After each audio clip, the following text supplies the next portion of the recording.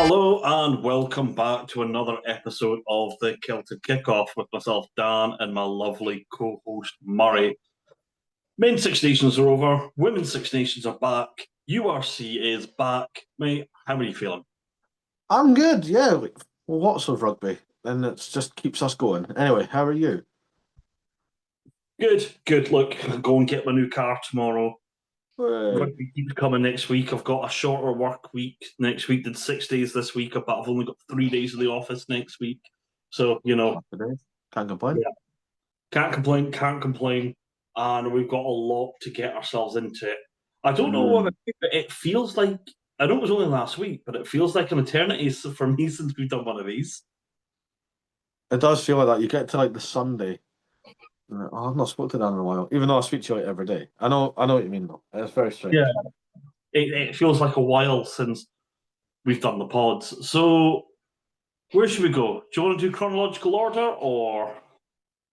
Yeah, let's do that. No, I want to No? start with it. I want to start with international, just because I was there. I'm just on biased reasoning alone. Right. Well, Scotland hosted Wales and they beat them 24-21. And also, what Yes. that means is we've beaten them this year, the men's senior team, we've beaten them at the women's senior team, and we've also beaten them under 20s level as well. So Scotland Yeah. have gone and beaten Wales in all three tournaments this year. Great to see. I've watched little bits and bobs of women's rugby, but not much. You watch a lot more women's rugby than I do. I put Mhm. it on this weekend. I was working, but I was working from home. So I had it on the TV. You can't see it, but it's just to my left there. And I had it on while I was working from home. I enjoyed it so much. I ended up taking an early lunch, going through to, sit and watch it. And all I can say to those who are probably like myself that, not for any wrong reason, but haven't watched any women's rugby yet, do it. I mean, the tactics are different and it's a different style of play, but it's a Mhm. great watch. But you were there. Tell us all Yeah, about it. hello. It was great, and I took the wee one. He was awesome. He loved it. Got to meet all the girls. Got to meet all the team, and yeah, it was just a great game. But Wales, Scotland, whether it's under 20s, whether it's men's seniors, women's seniors, it's just a great day out. Like we just get the both fan bases just vibe off each other so well, and Mm-hmm. it's always a close encounter for whatever reason, whether it's controversial decisions, tactical, whatever. There's always a nail biting finish, and yeah, the girls put on a hell of a show. I mean, Emma Orr, she's still freakishly young. A great try, just great vision to even see that ball come out of the ruck. I'd be like, Mm-hmm. thanks very much, love it. Shout out to Holly Cunningham and Adele Ferry that both made their debuts, and they played like they've done it for years. At that level, I mean, I know they've been professional for a couple of years, Yeah. at their clubs. But I mean, like in the international scene, like Holly Cunningham started in the second row on her debut. Hell of an effort. Hats off to you. Rachel Malcolm, captain. Now, you don't have to take my word for it. You could take it from beloved YouTuber Squids Rugby. He has compared Rachel Malcolm to the great Sia Khaleesi on levels of captaincy. That's how good she is as a captain. Mm-hmm. And yeah, I can't argue with it. She got denied a try because of the weird new laws when it comes to mauling from the line out. I think one of us went through the gate illegally, but yeah, great leader, very well Did someone spoken. tell me that she's Jamie Ritchie's cousin, or have I No, misheard that from I think somewhere? you've misheard that. Have I I? could be Have I? wrong. Where someone said that? I heard that mentioned once that she was Jamie Ritchie's cousin, but I probably don't not. know. I do. I know that Lisa Thompson, that played inside centre for Scotland, went to school with Darcy Graham. So there you go. Plus, they're Oh, both, and so obviously both from Hawick, and just you know how good Hawick is when it comes to the rugby. mm-hmm. But For yeah, sure. Helen Nelson is now second all-time top point scorer for Scottish women, and it's great to see. Francesca McGee has lightning pace. Chloe Rowley was exceptional. That's also now Carter's favourite because not only did he get a picture with her, she lifted him over the barrier and gave him a big cuddle. So there you go. Oh, that's quite nice. Um, and one thing I was impressed, unlike the men's game, like when the weather kicked in at the second half and the heavens open and it would looked proper It torrential. was not fun. Um, the game got faster. Like usually, like if that was Yeah. Murrayfield and the heavens open like that, it becomes a right Mm-hmm. turn affair, and it's just forwards grinding into each other. But not with that No. game. Mm-mm. Nah. You very rarely see like kick tennis in women's rugby. From the Mm-hmm. games I've seen anyway, you will get the occasional, but for the most part, there will be one team that go, just hoof it downfield, let's get rid of it, and eight, 9 times out of 10, the opposition fullback will just go, come on then. And more chances than other, if Chloe Rowe is on the end of it, she ain't kicking that ball. She's running at you. I noticed there was a little bit of it in this game, but I think that was due to weather conditions. They were trying to Mm. force the opposition to knock it on because, like, if you're Scotland and you're attacking and you do a high contestable kick, all Mm. Wales can do is slap it back, which is really dangerous. But you can slap it back at no, uh, you know, there's no risk to yourself. But Wales have got a huge chance of, knocking on. So when the heavens open, there was a little bit of kick tennis, but outside of that, you know, it was really fast and played. What's the first name? Bonner's try was really good. The first one for Scotland. Sarah Bonner's Yeah. try, yeah. She's incredible. She's such a talent. So And such a rapid. lovely person as well. Yeah, rapid for a second row as well. Mm-hmm. For a second row, she has pace, Yeah. and she will kick your ass as well. Evie Gallagher's red card. I I missed can that. see what I That was can see one. why it was I can see why it was given a red card, but I don't think it was personally. No. I think it's just because right now the main focus is like the croc roll thing and like Mm-hmm. protecting the lower limbs, and I think it looked like to me one of the Welsh girls pushed Evie over. She lost her balance and then took out the knee of the Welsh hooker. But because they showed it and you see the leg like fold in, and it did look quite horrible. It was like Mm-hmm. yellow card up for the bunker, and then yeah, that's been changed to a red. I went, well, yeah, okay, I can see why, but I don't know if I would have gave it. Okay. That seems a bit harsh. But look, it was really, really good game. Seems good Mm. day out. The atmosphere of it seemed fairly good as well. I was trying to Great. spot you on the TV because you weren't in your normal bit, but No, so if you've known me long enough, me and Dan stand like right behind the goals at the Murrayfield stand in the hive, like right at the front, yeah, right at bottom the front, corner. bottom left-hand corner of the screen. Yeah. Stand there. So Murray's usually a lot easier to see because he sits there in a bright orange luminous jacket. yeah, you cannot miss me. So at the women's games, I am still standing, but I'm down the side because you can't stand where I normally stand. I tried. I wanted to. You can sit there, but you can't stand there. Yeah, I noticed the standing section. They got rid of it. Gotten. But I still got to stand and bumped into some old friends and his dad, and like I said, took the wee one who met everyone. If you thought I was bad for meeting players after the game, he wanted everyone. And because dad knows some of the Welsh girls from previous interviews and half the Scotland team, and yeah, he was not moving. He got everyone. So hell of an effort.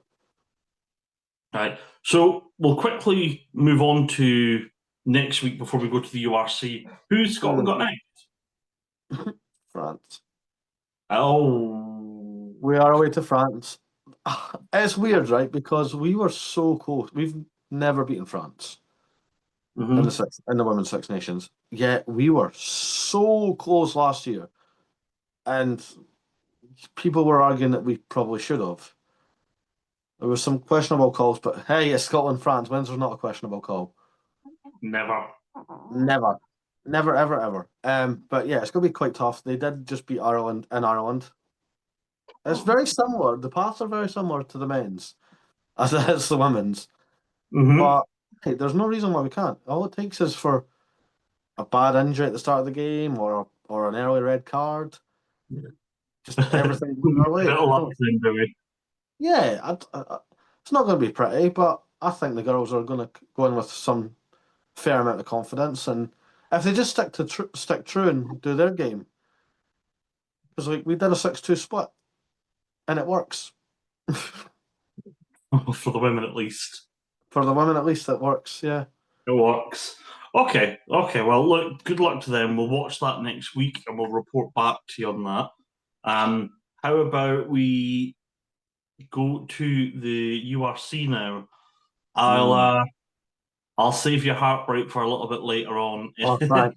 in the pod. So let's start off with my favourite cross-border rivalry in the URC, Glasgow versus Munster. And it Yeah. was a proper game. And do you know what? I want to say something before we get into this, right? As good as that game was, I they don't should agree. not be holding it No. when the internationals. I think it's really, really poor from the league to be scheduling key games in and big games in like this when they're away. I actually don't think there should be any rugby, any URC league rugby on at this time. I've said before, the URC needs to bring back the Rainbow Cup. It needs to have some form of URC Cup. Now, for this, I wouldn't include the South Africans because they already play in the Curry Cup, they already play in Europe. For a development cup, asking them to commit to another tournament is just not realistic. And for a development tour, nobody wants to fly between Europe and South Africa. Let's be honest. So we love yous, but for this, stick out.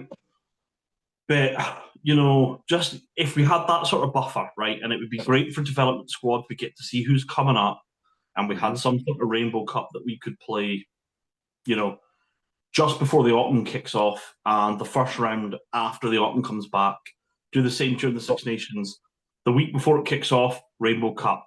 The follow weeks, Rainbow Cup. So would that be like the Prem Cup then? Yeah, just like the Prem Cup. And then first week after the Six Nations is finished, when most of the big players aren't back, Rainbow Cup.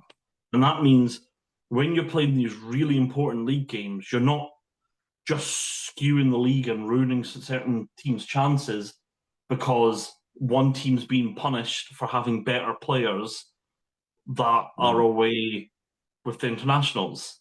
Yeah. Still recovering from I that. get you. So, yeah, not a fan of that.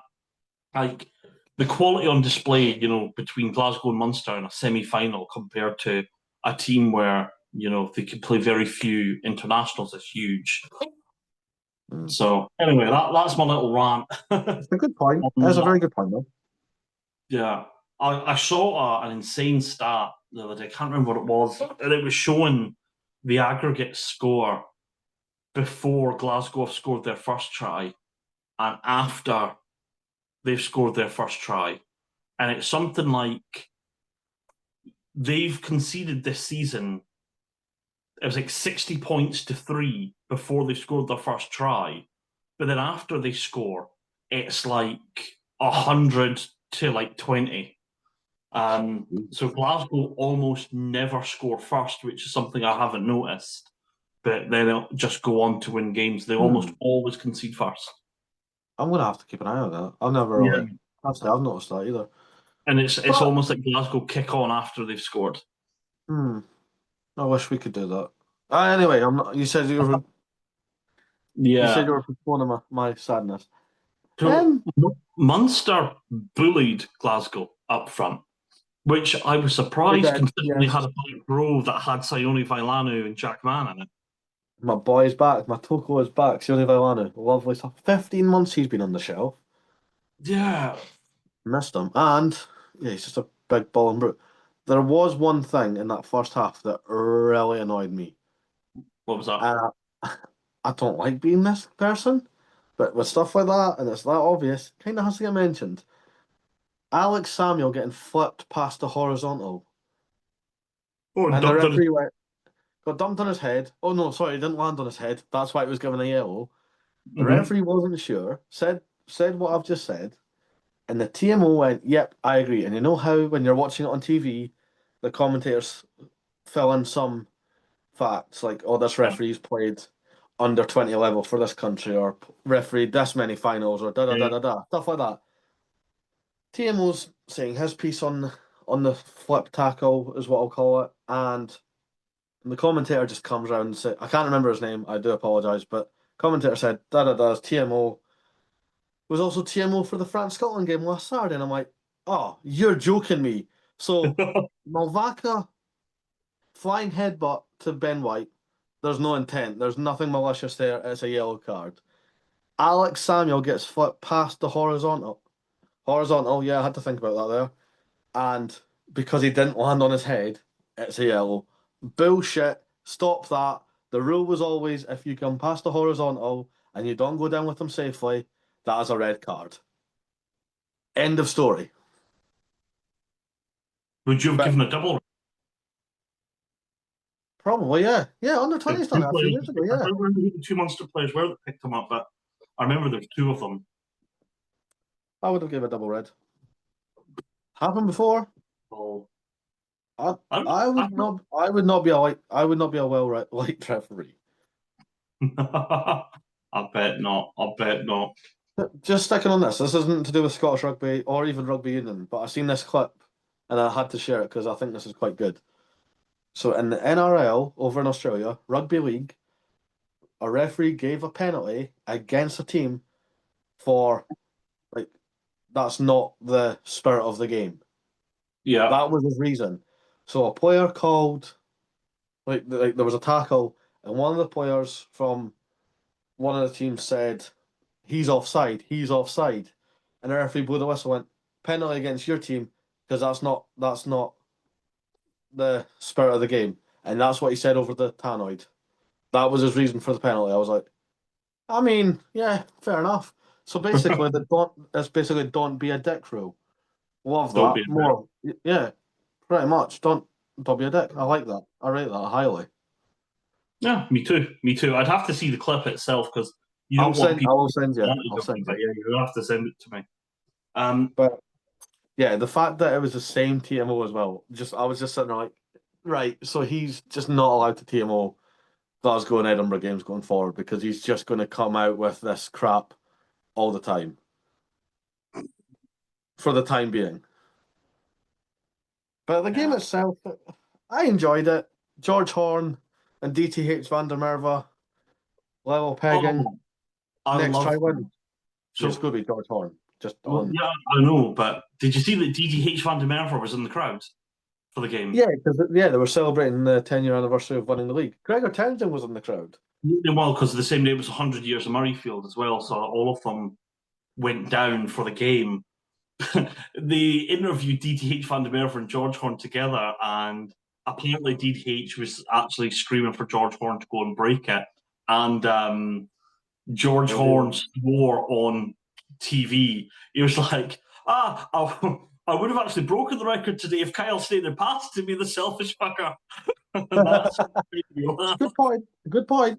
Stain went through single handedly. How good to see him back as well. And I think he Mm. had, I can't remember, it might have been Fagerson on one end and George Horn on the other end, but he trusted himself to beat his man. And to be fair, it would have probably have been easier if he just popped it off the Horn, but he backed himself and he did it the hard way. He got a try on his return, which is great to see.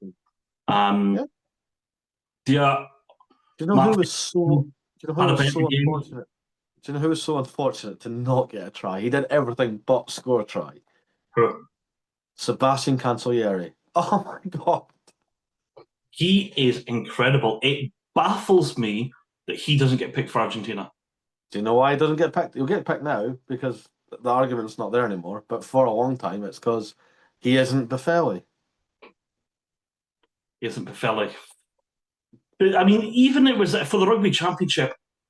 It was, I think, it was immediately after Glasgow went and won the URC. Like, Yeah. if you're watching that, and I look, I know there are good other players, but I Cancelleri is so good. Like, how it really baffles me how he doesn't have more caps for Argentina. I don't know how many caps he's got for them, but it's not enough. Just sit tight. You can become Scottish. He's going to be Scotch Scots qualified, so imagine adding him to the back three option. I can see why that one would definitely rub the people online the wrong way. Like starting 14 for Scotland, Sebastian Cancellieri. Hey! Hey! Vamos! Yeah, no, Oh, he was exceptional, and if honestly, if he was 2 inches taller, he would have got it. yeah, yeah. Talking about But that, the amount of time he's been out with injury and that Buffelli won't be far off being Scottish qualified either. That'll be quite funny. Yeah, but he's just. I don't know anymore. I think he's meant to be back for full training this week, so he could play against the Dragons. But time will tell. I'm not Mhm. holding up. No, no. I question whether his body's going to be up to it. Anyway, look, we'll get to Boff when we speak about Edinburgh. Hmm. Horn was great. Stain was so good. I thought Johnny Matthews was really good as well, and a couple of the Irish tries for Munster when they were just going through. Johnny Matthews was seemed to be the only one being able to tackle a man. He made a couple of turnovers. He made a couple of line breaks. I will say, if people are saying, "Oh, he's not getting to Scotland because of," I think it was the physicality was questioned. I don't think it was that. But if I were to make an argument against him, his darts were awful. That was my one takeaway. Okay. I thought he Okay. was great, great Jacqueline. I thought he was very physical. He made line breaks. He made important tackles. But his line out throws were awful. Question Uh, for you. Where do Matt you see it? Davidson, sorry. Huh?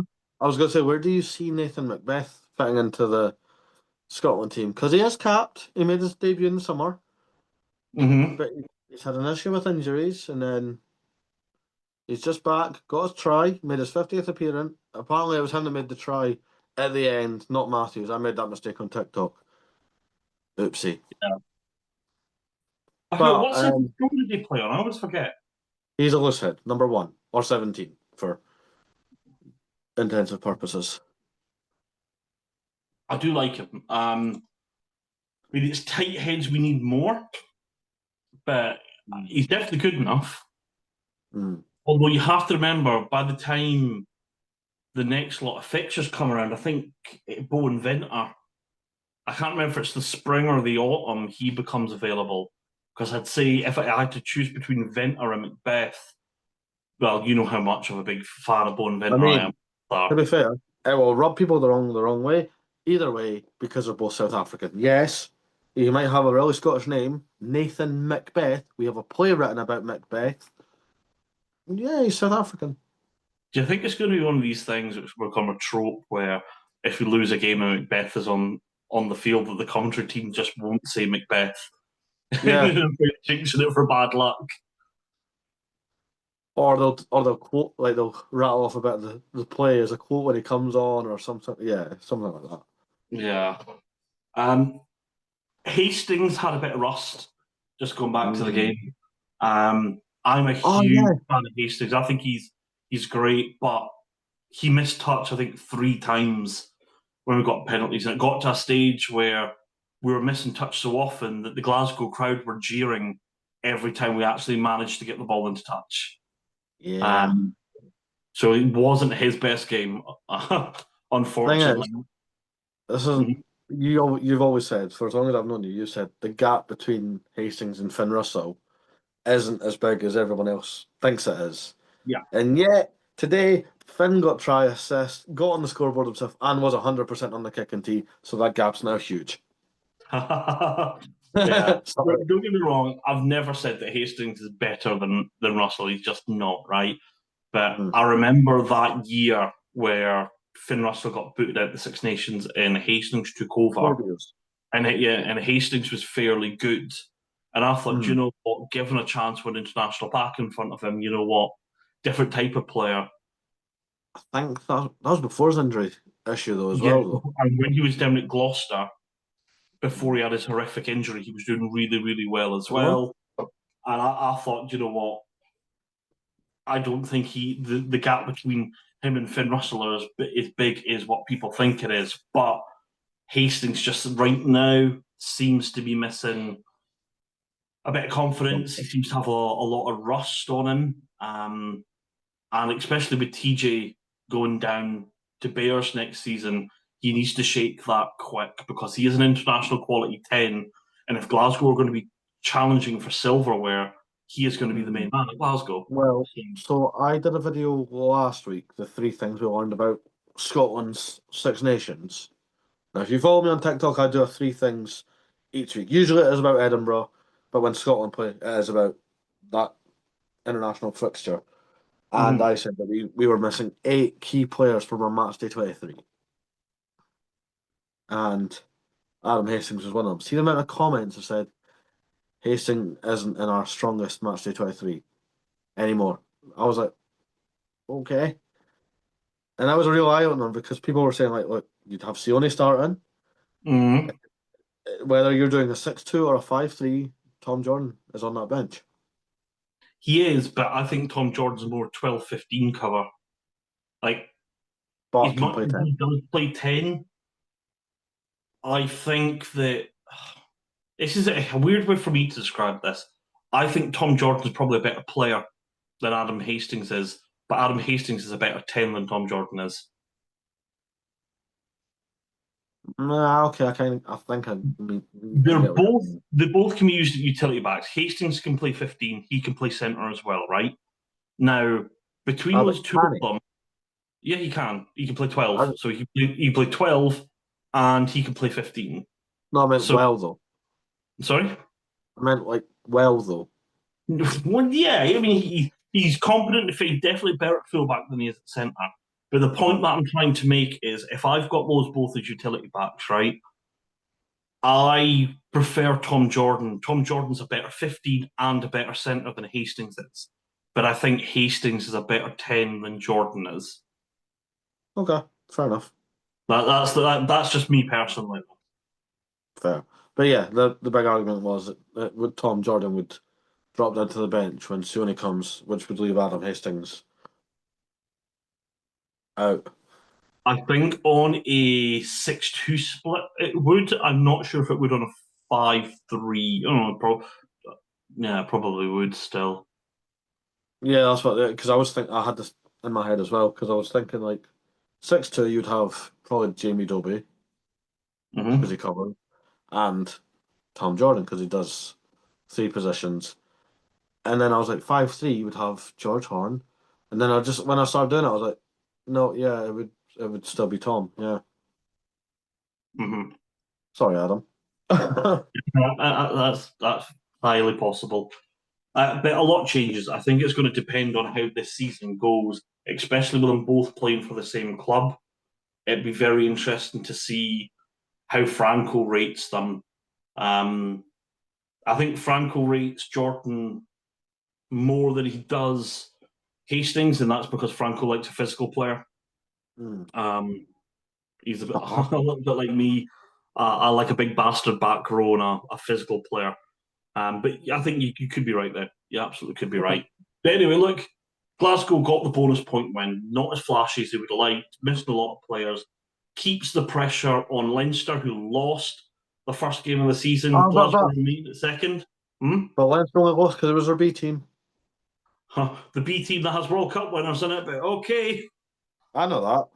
And I've heard Ireland. it. And look, they need to shut up, right? Leinster fans could just shut the fuck up about this. I'm sick of hearing it. Yeah, Um, there we uh, go. I don't hate Leinster fans, but it's a fucking pet peeve of mine here. What when it's our B team, it's sort of like they were missing key players, right?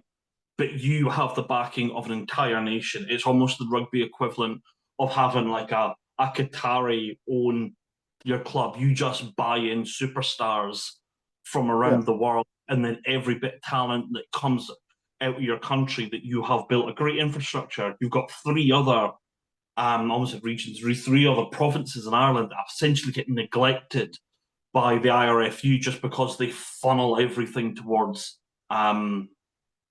Leinster. Like, can you mm. imagine, in England, them sucking every other team try and just send them down to Saracens or something? And then Oh, and why'd you then pick them? like Harlequins, or I don't know, no, Harlequins are fun to watch. Your beloved Exeter, let's just say they funnel everything Do it, towards Exeter, do it, right? They do go it. to the Chiefs, you know, they say, oh, do you know what, Chiefs? Let's not play you at Sandy Park. Let's put your games at Twickenham, right?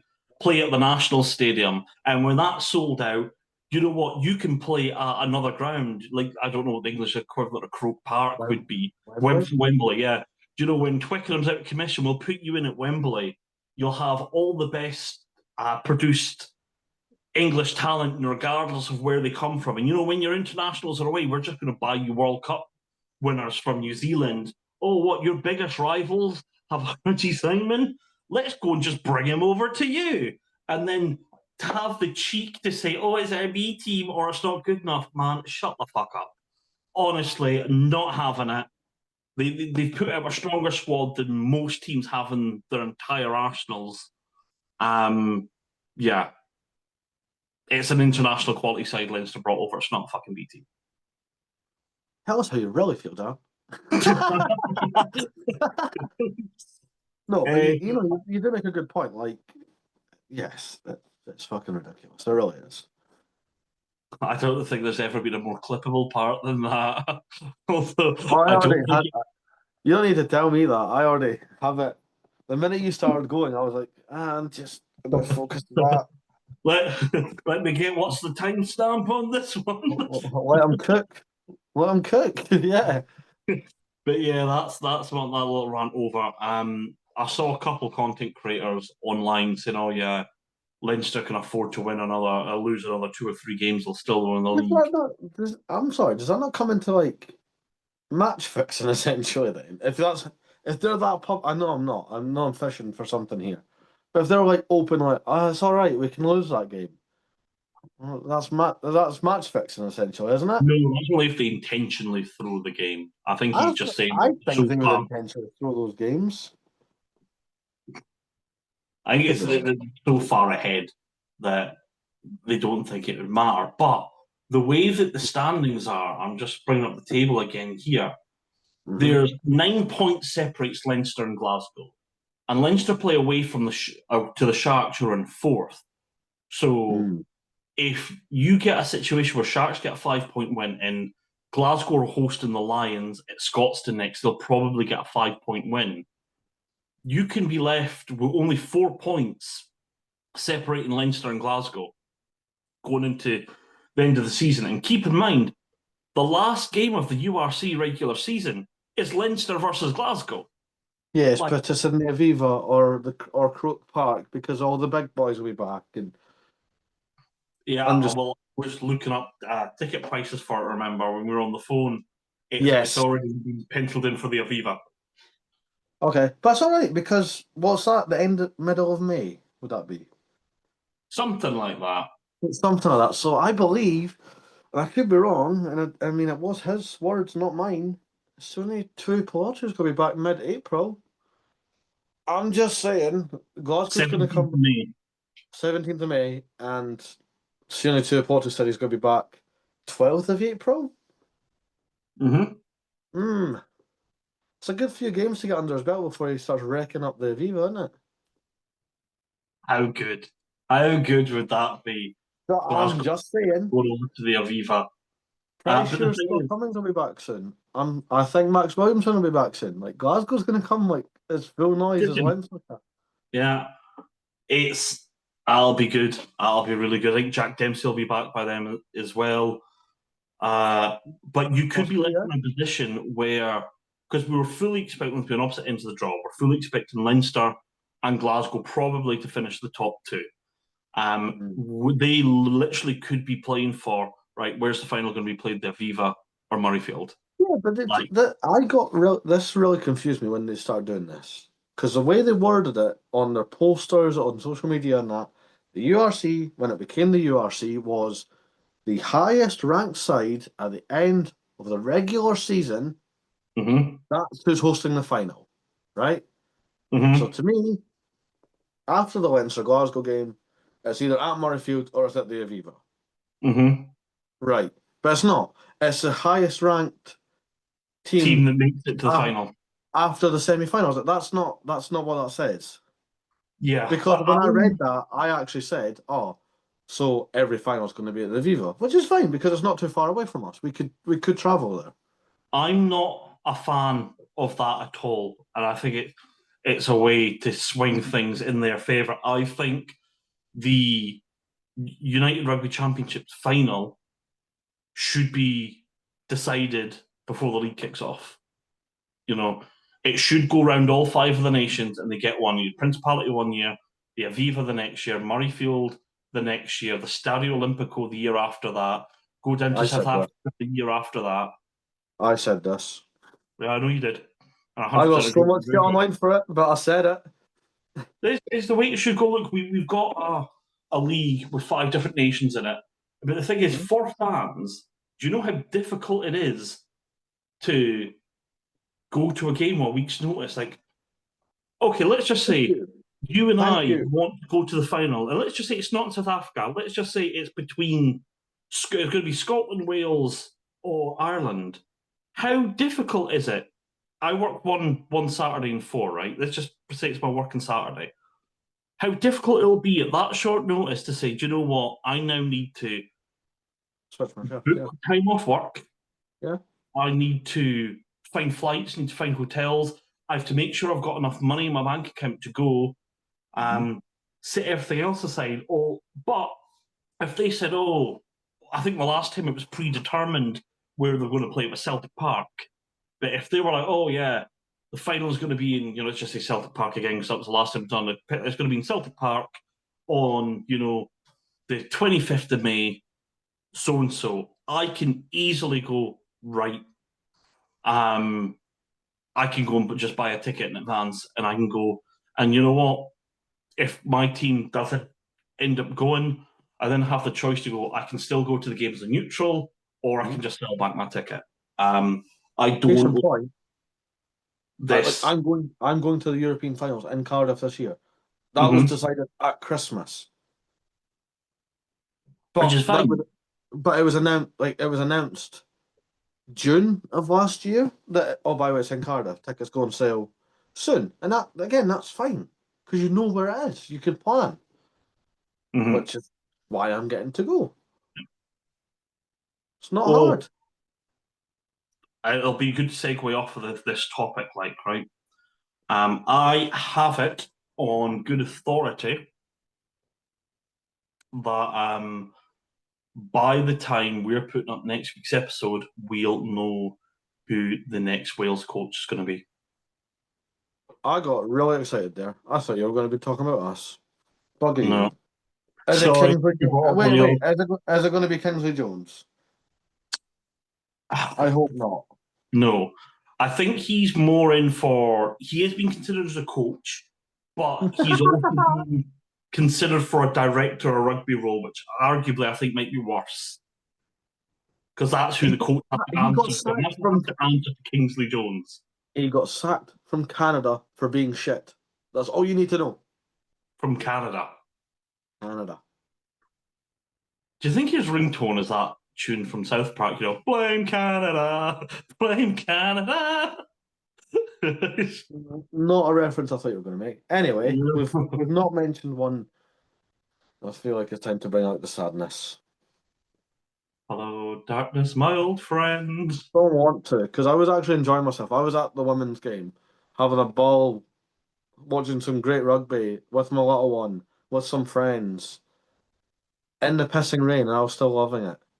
And Mm. Dan was giving me like score updates and it's just not your It was fault. going so good up until the 79th minute. But anyway, look, I got to see most of the game just out of like sheer luck because I put it on my phone and the signal was surprisingly great. And then hey, obviously once the women's game kicked off, I was like, right, I'm not watching anything on my phone because why would I? mhm. And like I've said, you were texting me score updates, and it just went downhill really, really fast. I mean, from what I seen, Ross McCann's try was beautiful. That was on a dime. That was so well worked by Ross Thompson. But oh my God, just So we'll run through it, right? So it starts off, I think, 5-10 minutes in, Amaga gets a penalty. yeah. Coming near 20-minute mark, Ross McCann scores a beautiful try, an absolute peach. Well worked. He doesn't get nearly enough credit because he's in the shadow of Duhan van der Merwe and Darcy Graham. Mm. Muncaster gets himself sent off, I think, just after the restart for. I missed that. I went in the dark tunnel for that. It was one he went down to tackle and he didn't get down low enough, and the player ran into him, so it was head on head. but he sort of absorbed most of it. It was one that they had to show multiple replays for you to know, oh, actually, he hit his head. So it wasn't really that bad, but I felt quite bad for him, just because he's racking up a couple of cards now. It feels that way anyway. Yeah, Ross Thompson gets a penalty just to see it out right at the very end of his 10 minutes red cards. Amaga gets a penalty back. Benetton, I can't remember who scored for Benetton, but Benetton get another one just before half-time. Doggo scored, but I think it was in the second half. Yeah, I think it might have been Mindy. I'm not too sure. Ignacio Mendy. Yeah, he did. Yeah.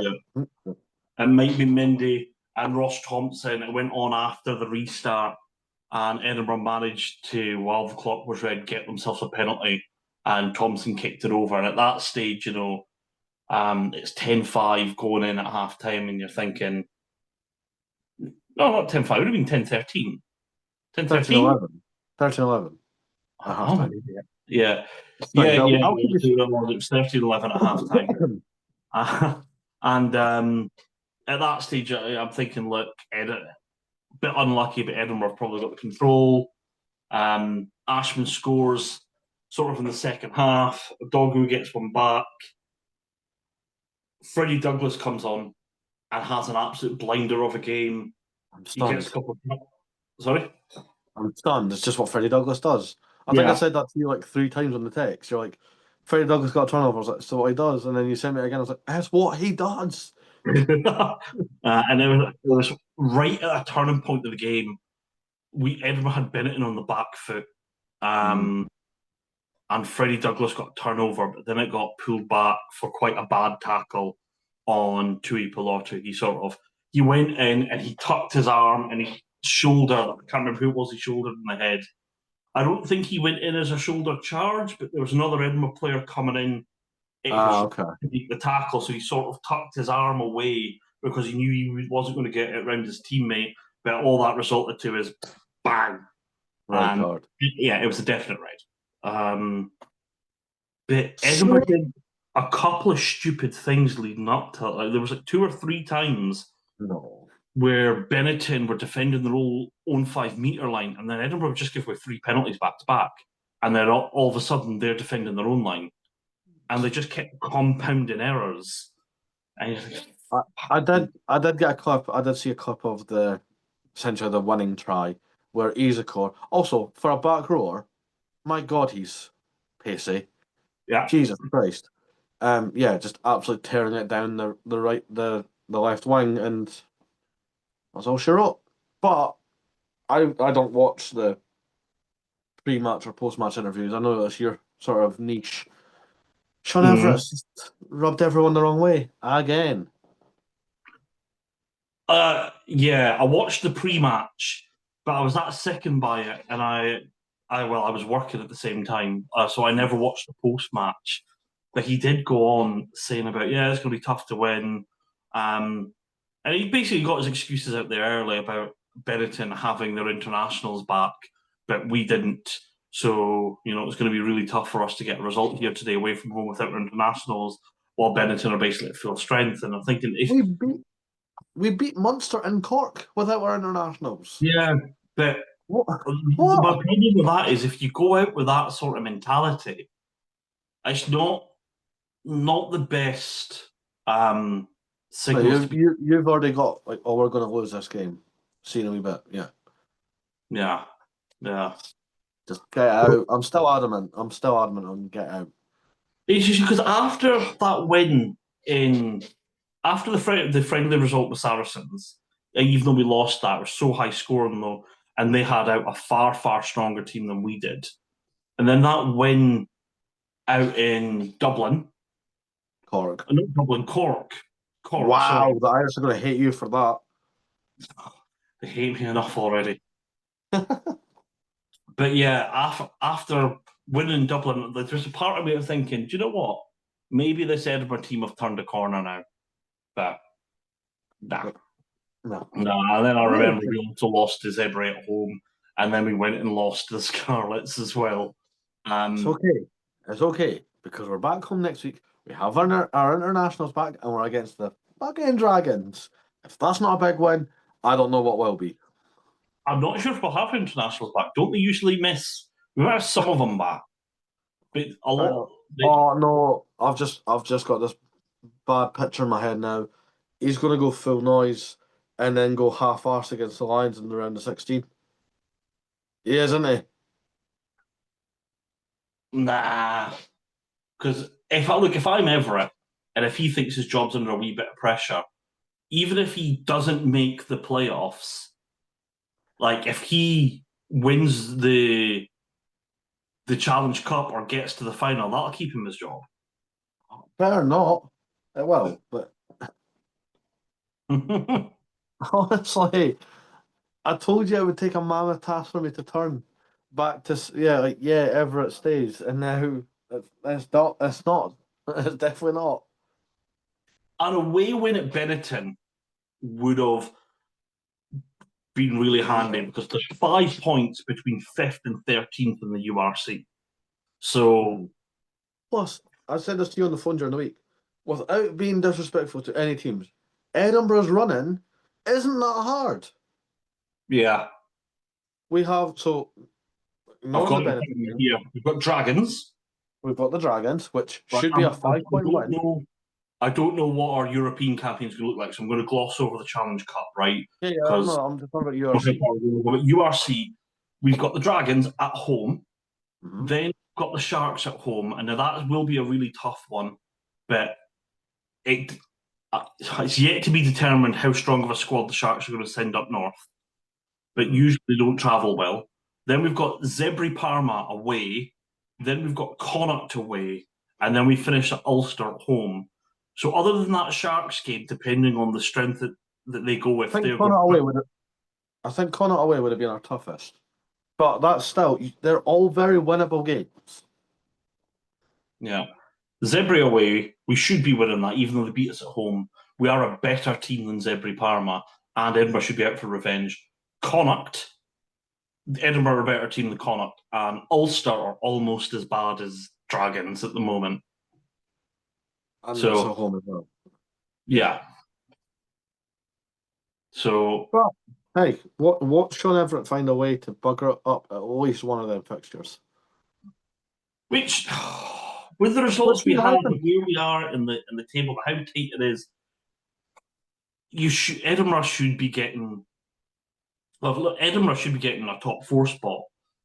With the squad that they have, like anything below 6th for Edinburgh, I deem as a massive failure. I said at the start of the season before it kicked off, I'd take 6th. I said my expectations for Edinburgh at the start of the season were they finish 6th, but drop out probably at the first stage of the knockouts. And I said that I thought they were going to win the Challenge Cup. Although I did say I thought they were going to play Ulster in the final, but Ulster have been such a letdown. So I've got well wrong on them. That's just so frustrating. Yeah. Edinburgh is the most frustrating team to watch in the United Rugby Championship. It's just their players on paper are a top 4 side, but they just constantly underperform. They don't even make the playoffs half the time. There's a coaching thing or a player thing? Both. I don't think there's a healthy mentality in Edinburgh. I think a lot of, like Tom English talks about this on BBC Scotland a lot, and I agree with him.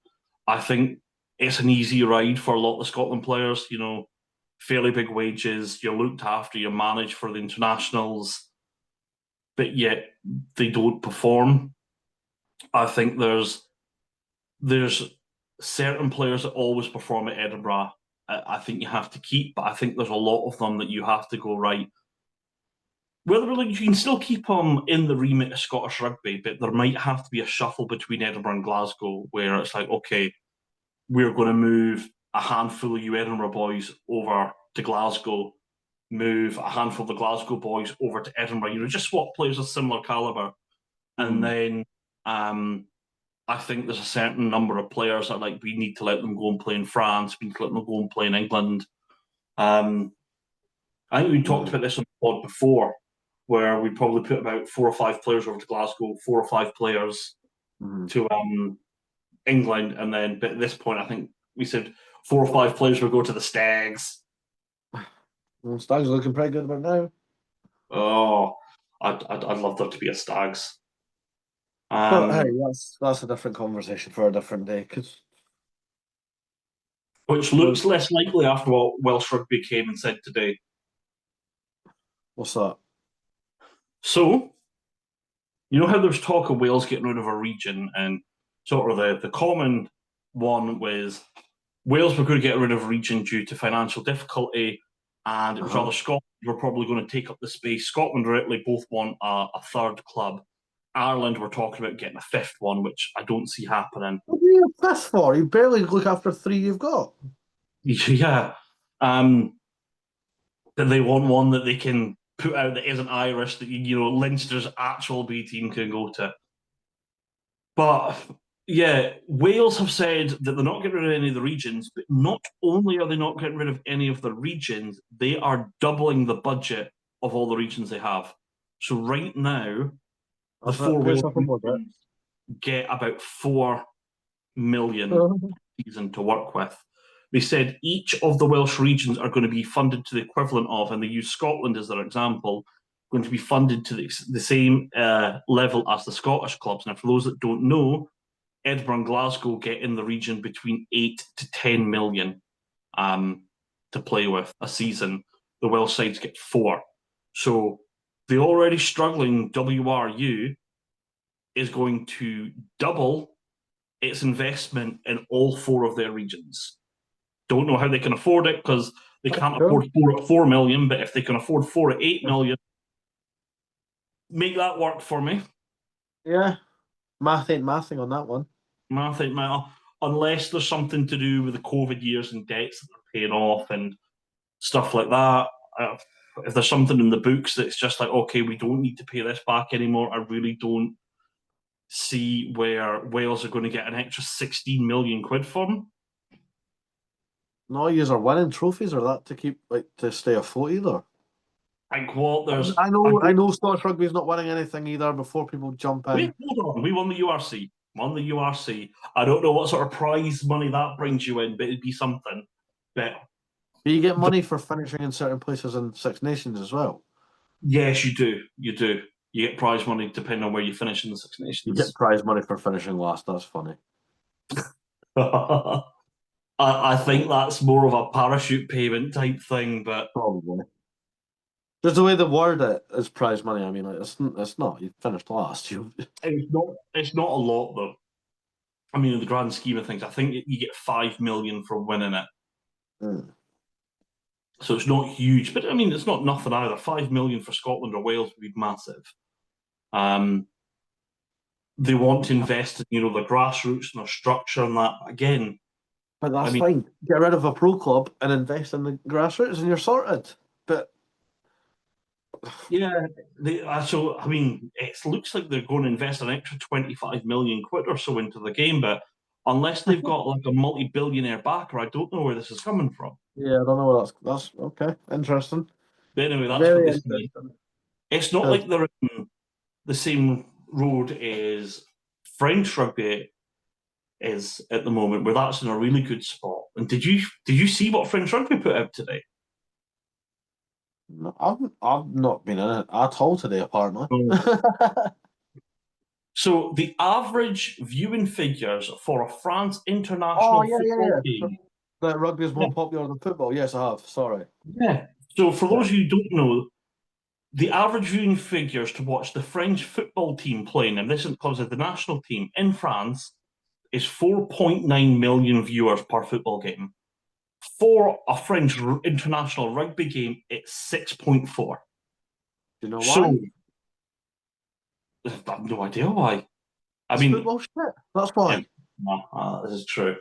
So rugby in France on the international team per game averages 1.5 million more viewers per game. That's mad. Like, I don't want to, like, Scotland in a pointless Nations League game lost 3-0 to Greece today. I I know. reckon. I actually called the second goal. I seen it happening. I went, they're going to score. Bang.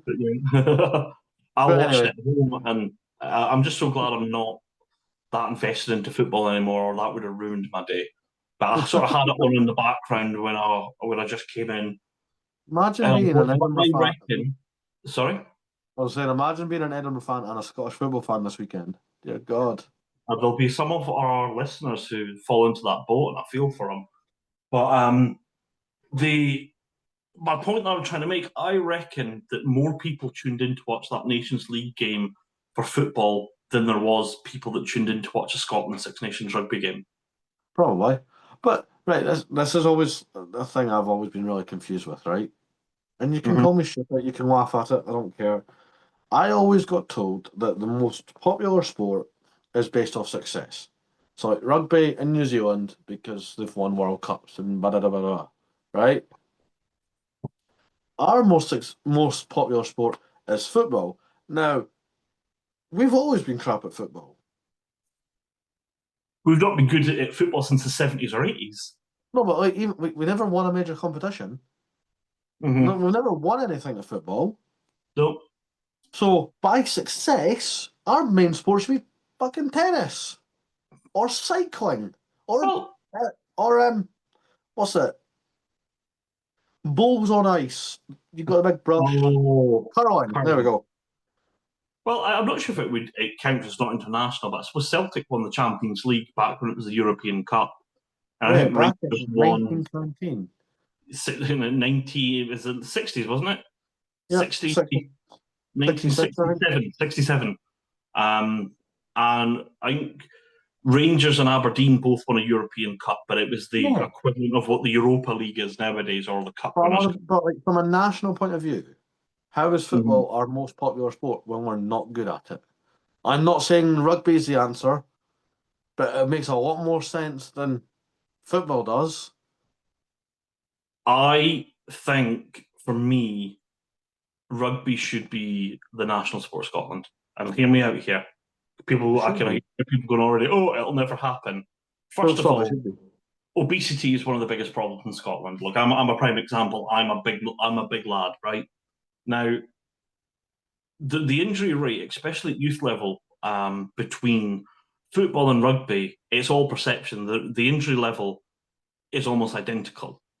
But unlike football, where it prefers a certain size of player, Oh, for rugby's for rugby, everyone. it Yeah. doesn't matter if you're a big lad like me, if you're a little run, if you're a tall, lanky guy, or anything in between, there is a place on the pitch for you. You don't get the Hmm? same hooliganism and you don't get the same stabbings at rugby games that you do as football.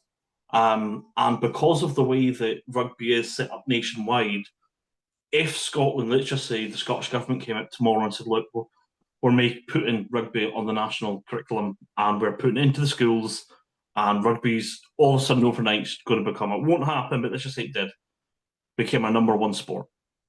Hmm. Scotland could be as good as, the All Blacks in 10 years.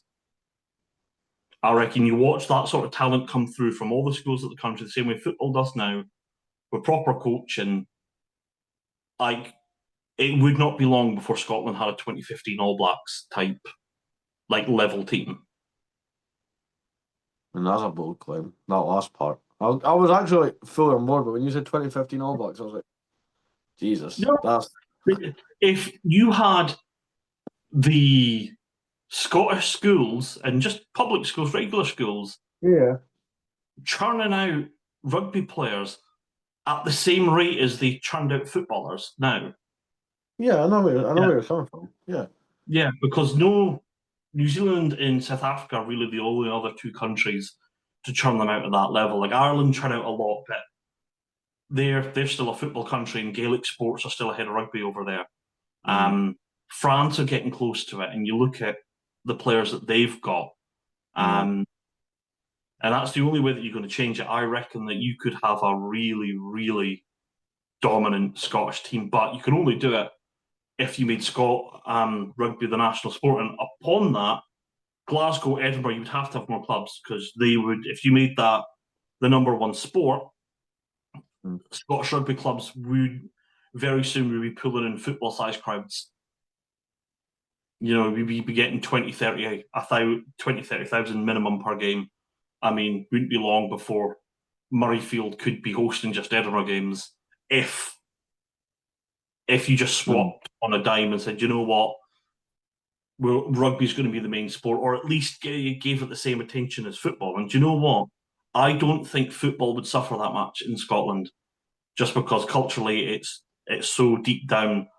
But I think the skill of the football would stay roughly around the same, but rugby would go up massively. There's always been parts of football. That was my thing. Anyway, sorry for going off on one there. I was just because I've always thought of it like if it's based on success, then how is it fit? That was always my big question. Like even growing up, I was like, well, surely it's going to be like cycling or tennis or curling, like I've just said, or elephant pole, because I did find out we were the defending world champions of that, and I'm not even making that up. Elephant pole. Yeah, I don't see any elephants rolling about unless you just ask Blair Drummond nicely to hire them out. But even still, yeah, the Scotland were the world champions at elephant polo. Mm-hmm. Is that something that we played back in the 1800s? Has just never been No, played no, since? this was like 24. This was 2014. I found this out. I found this out during college. We had to do a thing like find something that like Scotland are known are like great at that no one knows about, and yeah, I found that out. The internet's a powerful gift.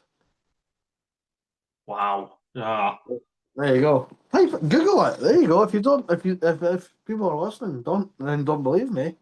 Yeah, Scotland fairly recently were world champions at elephant polo, which is a sentence on its own because like there isn't elephants rolling about just casually. Don't know where the hell you train either. That's my question. Where the hell do you train that? Island somewhere. What? Up in the Highlands somewhere. Sorry, what elephants do you see running about the Highlands? Sky. A sky elephant. Anyway, Sounds we've vaguely gone off plausible. topic. Huh? Sounds vaguely plausible. Hmm. Wait till they bring back woolly mammoths. Oh, we'll be rocking at that as well. Yeah. Yeah. Anyway, we've got predictions before we round off. Yeah. So let's dive into it. Do you want to go women's Six Nations first? If you want, yeah. Good day. Yeah, okay. I'll let you go Just first. going on Ricky's odds, I'm going to go and see the Ireland game. I'm going to go narrow win to France, 20 points to 16. I would take that, to be fair. I mean, I've probably been a bit generous, but you know a lot more about women's rugby than I do, so you want to hold more weight. I don't know. I'd love to see it, but I think when we first beat France, it's going to have to be in Edinburgh. Okay. It's good. Don't get me wrong. If we do it this weekend coming in France, unreal effort. I think France. I think France will win it by about 8. Okay. Probably. We'll go in chronological order for the weekend. Edinburgh versus the Dragons next weekend. It's probably going to be my return to the Hive after too long away. I'll probably be at that one with you next weekend.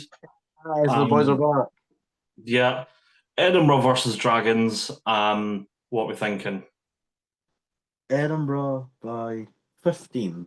I would have went higher, but I'm not showing much faith right now. Edinburgh by between 4 and 6.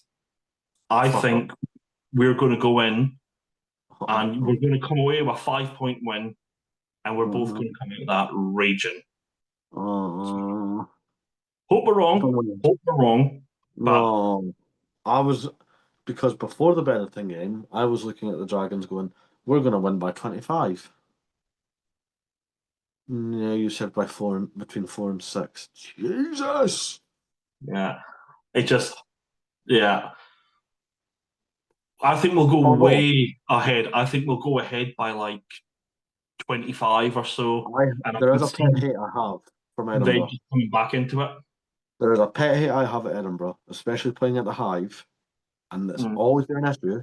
Whether if it's just me going, whether it's me and my dad, whether it's me and you, whether it's me, you, and my dad, and I don't know if it just feels that way or it is statistically true. Anytime they come towards us, they play better. When Edinburgh are coming Edinburgh toward, or like the opposition? when ah What, Edinburgh or the opposition?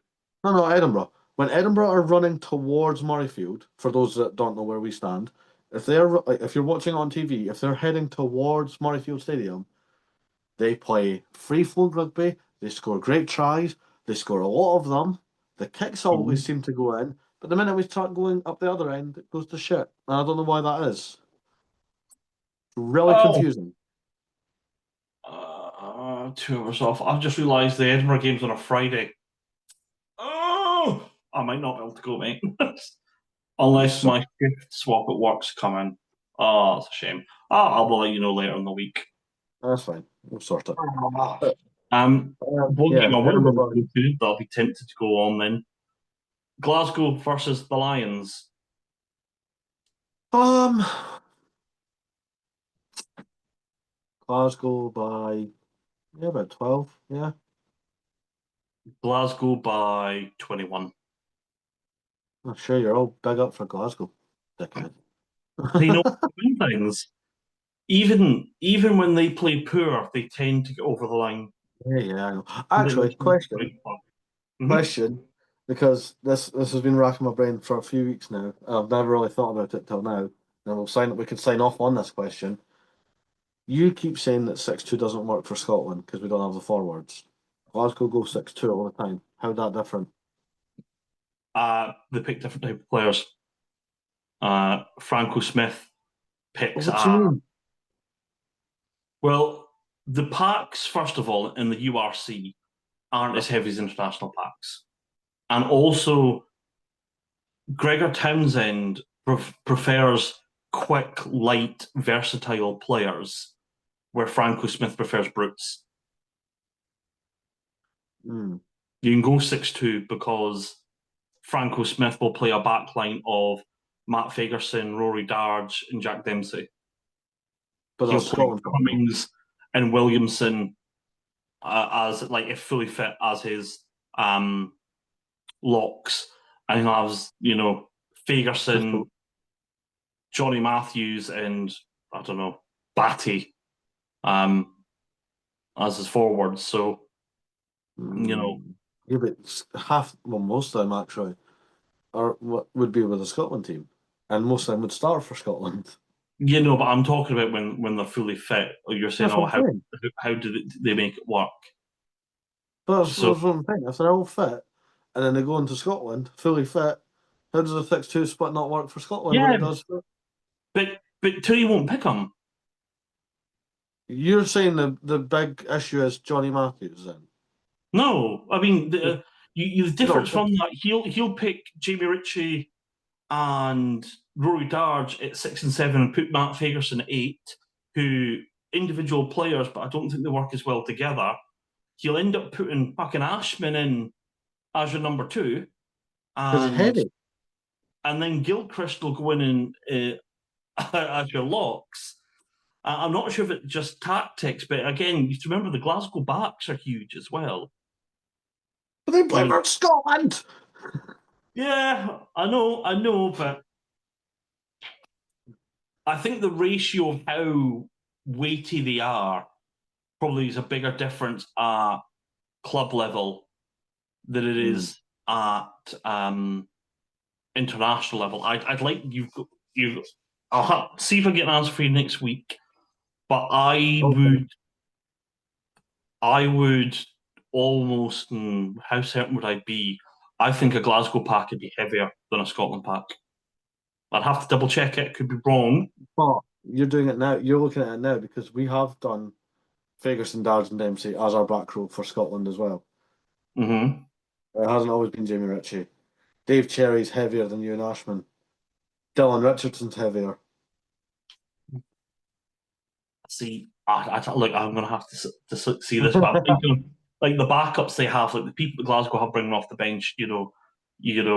Saying back now he's back from injury, Vailanu or Heko Venter, and they're big units coming off the bench. I don't know how to describe it. Like I know a lot of the players are the same, some of them aren't, but it just feels like Glasgow's.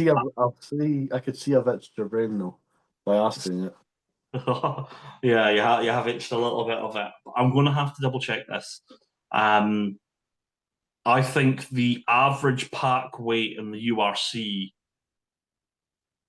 if you see the average pack weight in the Six Nations versus Scotland's average pack weight, you probably find Scotland's pack is, I'm plucking numbers out of thin air here, 25 kgs lighter than the average pack, where you probably find in the URC, Glasgow's pack's probably 25 kgs heavier than the average pack. Okay, because all I'm saying is strongest, everyone's fit, no one's injured. Your strongest starting 8 and your 6, if we're doing 6-2, for argument's sake, you're looking at Schumann, Yeah. Richardson, Fagerson. Hold on, let me think. So Schumann, For Richardson, weight. Fingerson. For weight. Okay, yeah. Richardson at hooker. So we've got Williamson and Cummings, maybe Brown. No, Cummings and Cummings and Max Williamson if we're just going on weight. Yeah. You've then got Fagerson, Darjan, Dempsey. Or Ruben Logan. It would be if we were just going on weight, it'd be like Bayliss. Bayliss isn't that heavy. Christie's heavy. Christie, okay, yeah. So it'd be Andy Christie, Jack Mann. Yeah. Muncaster? Probably, yeah. If it's purely on weight, yeah, probably. Muncaster. I know he doesn't usually get a game, but would it be Magnus Bradbury? Would he be our heaviest 8? Yeah, it would be. Because he's tall as well, so yeah. And I actually think that he's good. And do you know what? Annoyingly, out of your pack, only 3 of those players are Glasgow players. You've got 3 Glasgow players, 3 Edinburgh players, 1 from the Sharks and 1 from the Saracens. Yeah. And then on the bench, you would have Sutherland or Batty, I think might be heavier actually. Batty, Cherry, Darcy Ray probably is heavier than Will Hard. So Batty, Cherry, you're gonna go Darcy Ray. I feel Darcy Ray's heavier than Will Hard. Are we going Gregor Brown at flanker or Gregor Brown at 6? Because he's sort of like that Tyke Byrne. So you'd have Johnny Gray and Gregor Brown because Gregor Brown's he's versatile as well. So yeah, I think Brown's heavier than Gray though, and he's younger. Okay. And then you'd have like Bayliss or something like that. Ferguson and Bayliss on the bench or something like that. So look, you've itched my brain. I'll get an answer for you next week, right? Why for one? Now, I don't want to come out with the obvious that Franco's just a better coach. If it's other than weight, it might just be tactics. Could just be that.